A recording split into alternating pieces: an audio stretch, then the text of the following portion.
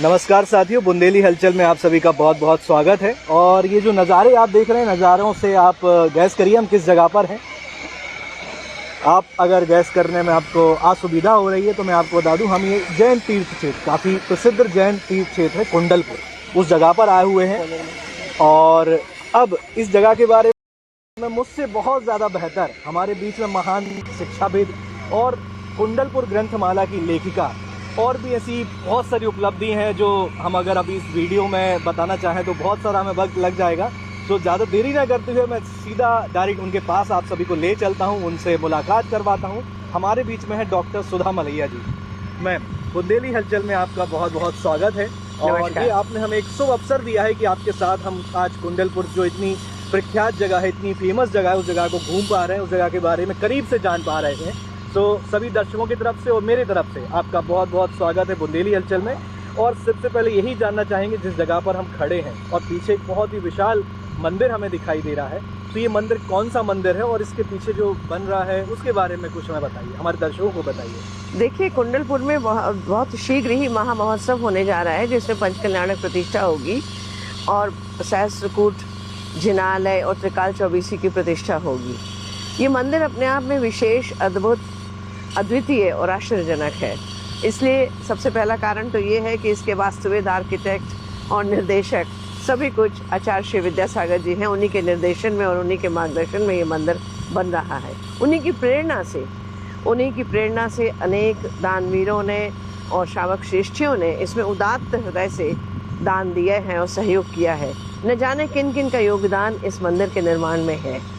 तो ये मंदिर इसलिए भी अनोखा है क्योंकि भारतवर्ष में अभी तक हमने बहुत वर्षों तक, 800 से 900 वर्षों तक हमने मंदिरों के ध्वंस होते देखे हैं, उनको टूटते देखा है, आतताइयों के द्वारा उनको जानबूझकर नष्ट करते देखा है। लेकिन पहली बार है स्वतंत्रता के बाद कि भारतीय वास्तु और भारतीय संस्कृति पर आधारित पाषाण निर्मित मंदिर इस प्रकार के देखने को मिल रहे हैं। सबसे बड़ी विशेषता इसकी ये है कि अभी भारतवर्ष का सबसे ऊंचा मंदिर है, जिसका शिखर 189 फीट ऊंचा है। मेरा ऐसा सोचना है कि शायद इसमें 5-7 फीट और भी बढ़ेगा। ये जब इस पे कलश लग जाएगा, कलश की प्रतिष्ठा हो जाएगी, तो उसके बाद शायद और ये ऊंचा होगा। इसमें 2 गर्भगृह और हैं, जो साइड के 2 और जिनालय हैं। लेकिन इनके अलावा भी बड़े बाबा के गर्भगृह के ऊपर भी के भाग में भी प्रथम तल पर भी 3 जिनालय और हैं। तो इस प्रकार से कुल मिलाकर 6 गर्भगृह इसमें हैं।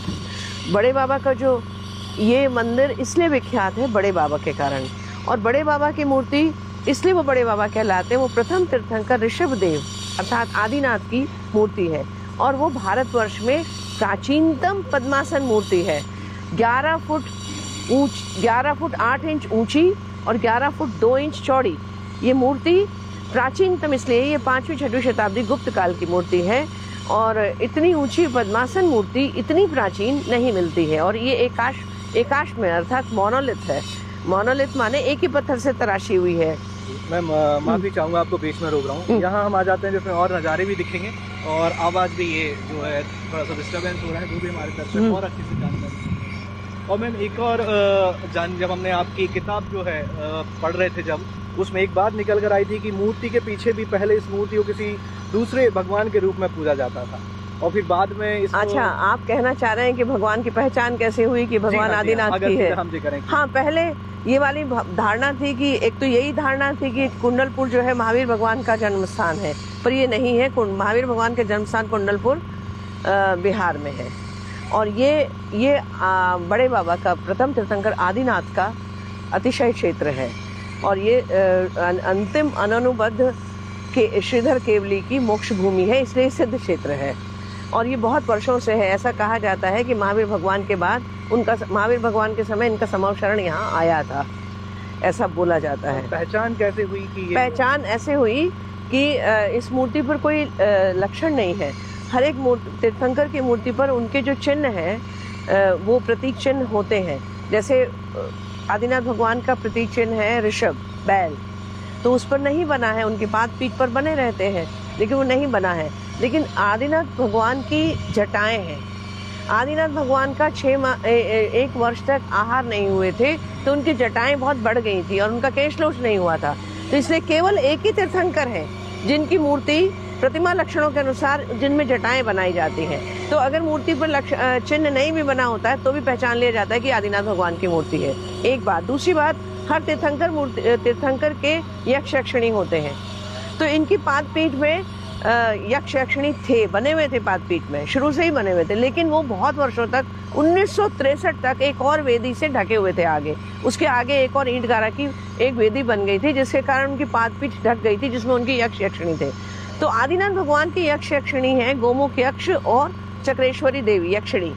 तो उनके कारण से जब 1963 में वो वेदी हटाई गई, नीरज जैन जी जो पुरातत्वविद थे, उन्होंने जब वो वेदी हटाई तब उन्होंने पाया कि वो आदिनाथ भगवान की यक्ष यक्षिणी, और उससे उनकी पहचान हुई। और जटाएं थी ही, तो ये दो लक्षणों के आधार पर उनकी पहचान हो गई। लेकिन उसके पहले 1892 में और 1893 तक जब कनिंघम और आदि जो काउजन्स और ये सब लोग आए जब यहाँ पर, तो उन लोगों ने भी इनकी पहचान नेमिनाथ भगवान के रूप में या फिर महावीर भगवान के रूप में की थी। उसका एक बहुत बड़ा कारण था, जब कनिंघम यहाँ आया 1892 और 93 में, तो उसने ये जो 1700 ईस्वी में जो महाराजा छत्रसाल के सहयोग से जो ब्रह्मचारी नेमी सागर ने मंदिर बनवाया था, जहाँ बड़े बाबा की मूर्ति पहले से प्रतिष्ठित थी, जो मैंने आपको बताया कि इस मंदिर में जो श्रृंगार चौकी है वहाँ पर उनका स्थान था।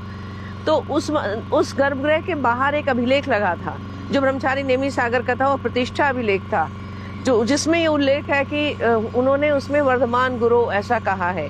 तो लोगों को ये लगा कि ये मूर्ति वर्धमान स्वामी की है, अर्थात महावीर भगवान की है। फिर उसी लिए जो यहाँ पर जो एक तालाब बना, तालाब का जो निर्माण हुआ, उसका भी, उसकी सीढ़ियाँ भी कहते हैं छत्रसाल महाराज ने उस समय बनवाई थी, ऐसा कहते हैं। लेकिन और उस समय तो उसका नाम भी वर्धमान सागर रख दिया गया। तो बहुत वर्षों तक ये गलतफहमी रही। ये भी एक बहुत प्रसिद्ध किंवदंती है, महाराजा छत्रसाल बुंदेलखंड की शान कहे जाते हैं। हाँ। तो उनका इस मंदिर से कैसे क्या संबंध है, वो जरूर हमारे दर्शकों को बताइए। ये किंवदंती नहीं है जी, ये तो सत्य है। वो अभिलेख में लिखा है कि महाराजा धीराज छत्रसाल ने, बुंदेलखंड केसरी महाराजा धीराज छत्रसाल ने इस मंदिर का निर्माण में सहयोग दिलवाया और वो खुद इसकी प्रतिष्ठा में पधारे थे। और उन्होंने यहाँ पे सोने चांदी के पूजा के बर्तन और थाली वगैरह भी भेजे थे और वो स्वयं आए थे।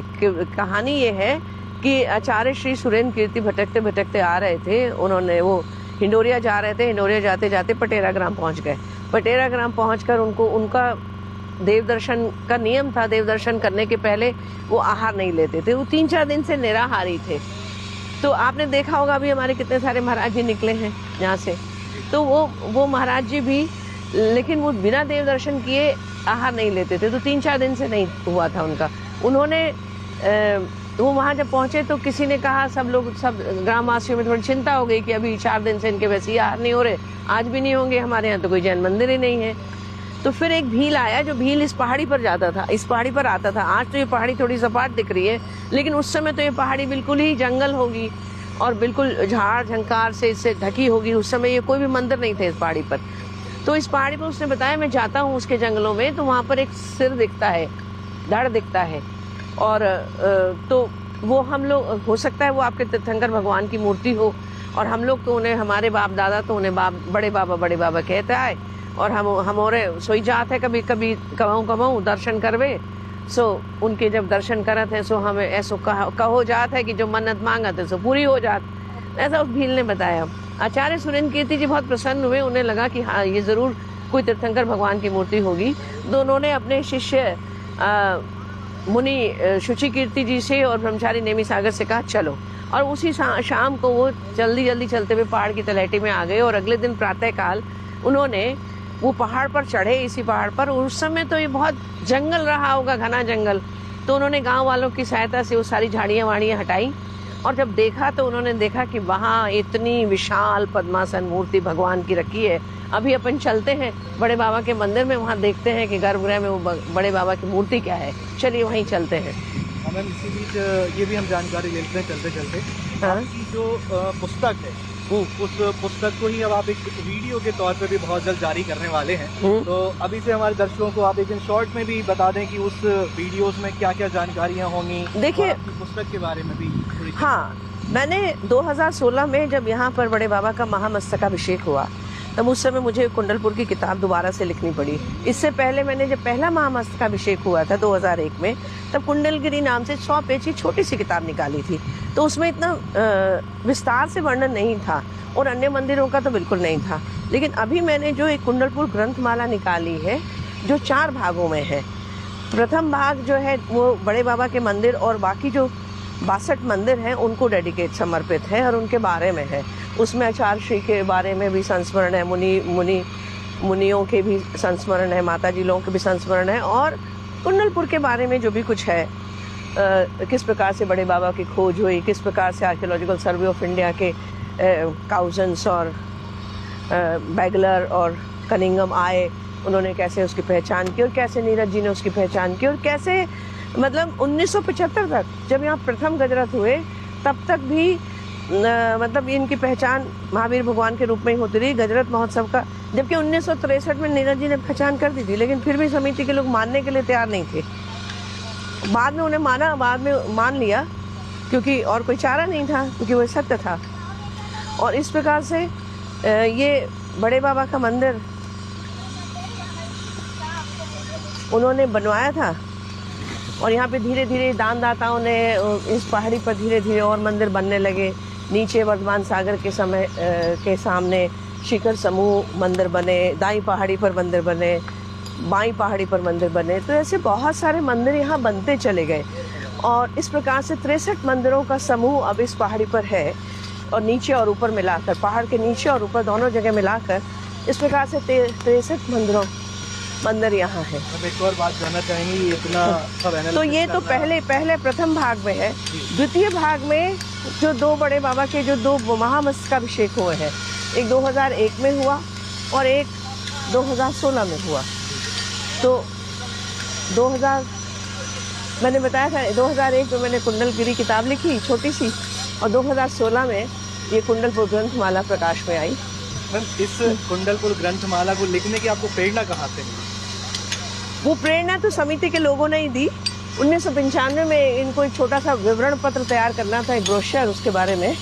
तो मैंने 1995 में एक ब्रोशर लिखा था और एक लेख भी मेरी ओजस्विनी पत्रिका में मैंने छापा था। तो उसी के आधार पर उनको लगा कि भाभी जी अच्छा विवरण पत्र बना देंगी, तो मैंने बना दिया। उस समय पहला विवरण पत्र बना। तो फिर जब 2001 का महामस्तकाभिषेक हुआ तो लगा कि कुंडलपुर की एक जानकारी होना चाहिए, तब वो कुंडलपुरी की किताब जहाँ प्रकाश में आई। इस प्रकार से मैंने लिखा। 2016 में मुझे लिखना था क्योंकि रिवाइज होनी थी वो किताब रिवाइज होनी थी और इसलिए उसको जब लिखती चली गई तो फिर लगा कि सभी कुछ होना चाहिए। फिर इन मंदिरों की वास्तु के बारे में भी लिखा, मंदिरों के निर्माणकर्ताओं के बारे में ढूंढा और एक बहुत बड़ी जानकारी सामने आई। जब मैं वो पहला भाग लिख रही थी तो जो बहुत महत्वपूर्ण जानकारी है वो मैं ज़रूर अपने दर्शकों के साथ शेयर करना चाहूँगी कि लोग कहते हैं कि जबलपुर में पिसनहारी की मड़िया है, कि एक पिसनहारी थी जिसने वहाँ पे एक मड़िया बनाई, वो बहुत प्रसिद्ध है जबलपुर में। लेकिन मैं दर्शकों को बताना चाहती हूँ कि कुंडलपुर में भी एक पिसनहारी की मड़िया है जो आज तक किसी को ही नहीं मालूम, बहुत सारे लोगों को नहीं मालूम। आचार्य श्री को भी नहीं मालूम था जब तक ये किताब नहीं लिखी गई और किसी मुनि संघ के किसी मुनि को भी नहीं मालूम था कि पिसनहारी की मड़िया है। ये कैसे पता चला? मेरे देवर हैं डॉक्टर यशवंत मलैया, वो विदेश में रहते हैं लेकिन उनका जैन साहित्य के बारे में बहुत ज़्यादा रुचि है उनकी। तो उन्होंने मुझे एक बात बताया, जब मैं ये पुस्तक लिख रही थी तो बोले आपको पता है कि यहाँ पिसनहारी की मड़िया है? मैंने कहा अरे कुंडलपुर में कौन सी पिसनहारी की मड़िया है? बोले ढूंढो आप। तो उन्होंने तो सिर्फ जिक्र किया, बोले उसमें उसका नाम तक लिखा है। बोले वो डायरेक्टरी नहीं देखी आपने? मैंने कहा हाँ सुना है उस डायरेक्टरी के बारे में। 1914 में कोई दिगंबर जैन डायरेक्टरी बनी थी, all India Digambar Jain directory बनी थी जो कि जावेरी बंधुओं ने बनवाई थी। उन्होंने उस समय 50,000 रुपया खर्च करके पूरे देश भर में अपने आदमी भेजे, देश भर के दिगंबर जैन मंदिरों और उनमें प्रतिष्ठित मूर्तियों के बारे में जानकारी एकत्रित की गई। उसी सिलसिले में मध्य प्रदेश के मंदिरों में कुंडलपुर सिद्ध क्षेत्र के मंदिरों की भी जानकारी एकत्रित की गई। उसमें जो मंदिरों की संख्या दी है उसमें एक मंदिर का नाम है पिसनहारी की मड़िया। अब दिक्कत ये थी कि वो पहचानो कैसे कि पिसनहारी की मड़िया कौन सी है। तो उसके से मैंने एक एक मंदिर से मिलाना शुरू किया कि उसमें जो प्रतिष्ठित मूल नायक प्रतिमा है वो किसकी है। और इस प्रकार से जब मिलाते मिलाते मुझे पता चला कि आज जिसका जो मंदिर क्रमांक 22 है, जो पद्म प्रभु मंदिर के पश्चात है, छोटी सी जो एक छोटा सा मंदिर बना है वो पिसनहारी की मड़िया है और उसमें उसका नाम भी लिखा है और गांव भी लिखा है कि वो कहाँ की है। तो ये एक बहुत बड़ी जानकारी है। दूसरा, एक मंदिर जो सामने दिख रहा है ना, एक यही मंदिर ऐसा है कि जिसके 2 शिखर हैं। हाँ, और बाकी और किसी मंदिर में इस प्रकार के 2 शिखर नहीं मिलते हैं। छोटी छोटी मड़ियाँ मिलती हैं, जैसे वो 6 घरिया का मंदिर दिख रहा है ना दूर पे, वो 6 घरिया का जो मंदिर है उसमें चारों तरफ छोटी छोटी मड़ियाँ बनी है, तो वो भी मंदिरों में संख्या गिनी गई है उनकी। तो वो 6 नंबर मूल मंदिर जो है वो 6 नंबर मंदिर क्रमांक है, और उसके चारों तरफ जो 7, 8, 9, 10 और 11, 12 2 और हैं, चरण है उसमें। तो इस प्रकार से उसमें 6 से लेकर 12 तक के मंदिर हैं। उसके बाद वहाँ से आते हैं तो हम 13, 14 मंदिर है, फिर 15, 16, 17, 18 ऐसे करके मंदिर है। एक और ये मंदिर है। यानी ये पूरा तीर्थ क्षेत्र लगभग कितने एकड़ में फैला हुआ है? क्षेत्रफल की दृष्टि से एक अंदाजा? इसका अंदाज़ा नहीं है, मुझे ये मालूम है कि ये जो पहाड़ की जो भूमि थी वो 183 एकड़ के लगभग 2001 में दिग्विजय सिंह जी ने जो सरकार की भूमि थी, मध्य प्रदेश सरकार की, वो उन्होंने दे दी थी क्षेत्र को। और उसके अलावा वन भूमि थी बहुत सारी, तो वन भूमि और है। मेरे ख्याल से ये 250-300 एकड़ से ज़्यादा का क्षेत्रफल होगा। अब जो प्रतिमा स्थापित होनी है वो ये मंदिर, सहस्त्रकूट मंदिर में 1008 प्रतिमाएं स्थापित होंगी। ये सहस्त्रकूट जिनालय है। ये आचार्य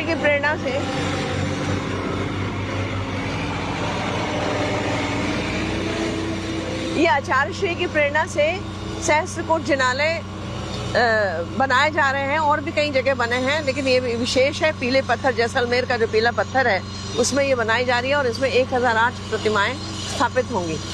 और मैम जो बड़े बाबा की प्रतिमा हो, बड़े बाबा का प्रतिमा बड़े बाबा के मूल गर्भगृह में है, हम उस पर देखते हैं अभी। ये वही श्रृंगार चौकी जो मैंने बताया, यहाँ पर पहले बड़े बाबा यहाँ प्रतिष्ठित थे, उनकी वेदी यहाँ थी। जो पहला मंदिर था वो इस क्षेत्र में बना हुआ था।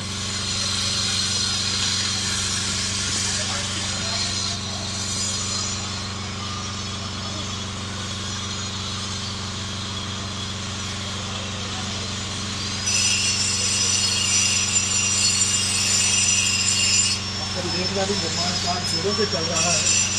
हाँ, ये देखिए ना, और ये देखिए हस्त पंक्तियाँ देखिए, ये किस प्रकार से हाथी इसमें, और हर हाथी का पॉस्चर अलग होगा। देख, ऐसा लगेगा आपको कि एक ही सा है, पर एक सा है नहीं, सबका कोई ना कोई अंतर होगा, कुछ ना कुछ बारीक सा अंतर जरूर होगा।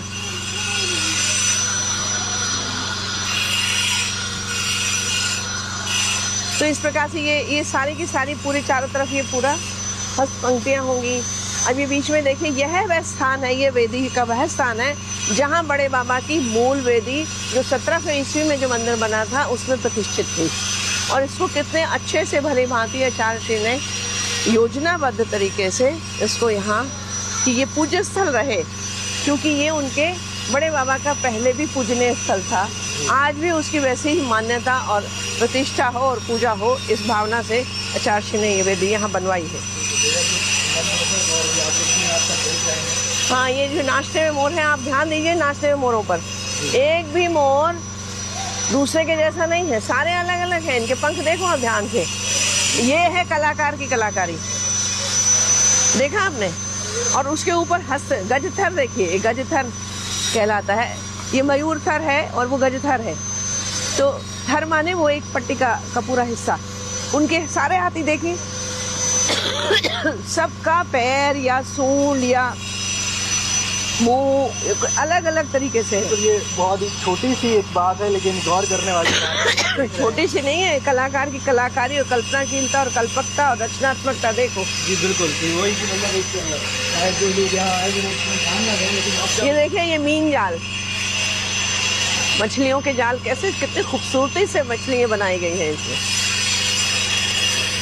और ये देखिए, ये विशाल स्तंभ, किस प्रकार से विशाल स्तंभ बनाए गए हैं।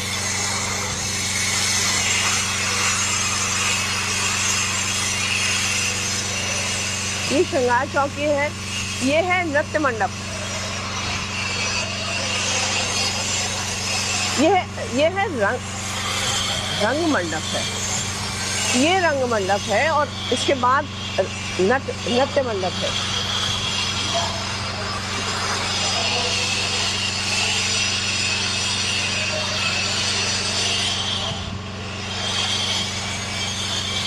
अब यहाँ तुम वो नहीं कर सकते।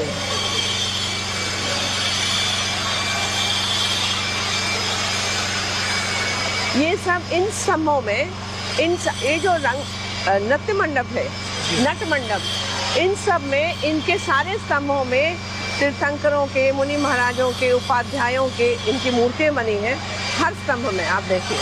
और हर एक की योजना बिल्कुल अलग है, इनमें भी आप देखिए।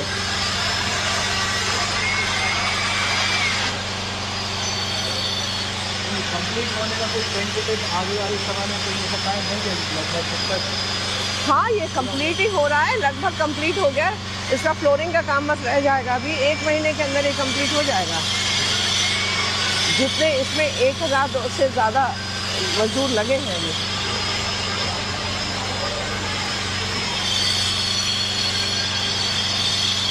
आप देख रहे हैं, ये वितान कहलाता है। ये जो छत का हिस्सा होता है, ये वितान कहलाता है। और उसके बाद इसके सज्जा के अलग अलग हिस्से हैं। अब इनके वास्तुशास्त्र की दृष्टि से हर स्तंभों के हर भाग का एक नाम है, जिसके बारे में तो मैं अभी विस्तार से नहीं बता सकती हूँ। लेकिन और ये गवाक्ष से देखिए, ये जो बने हुए हैं, ये जो मेहराबदार आकृतियाँ बनी हुई हैं, तोरण है ये जो तोरण बने हुए हैं, हर एक के तोरण देखिए आप,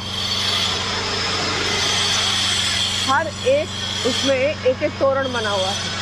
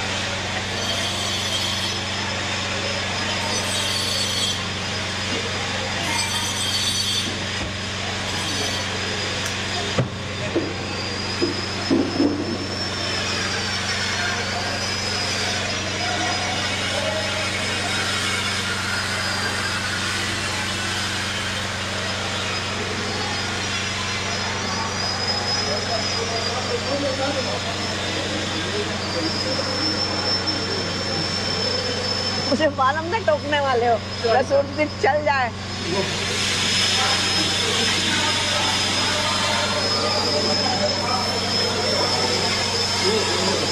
पकड़ ले जरा, यहीं रख ले।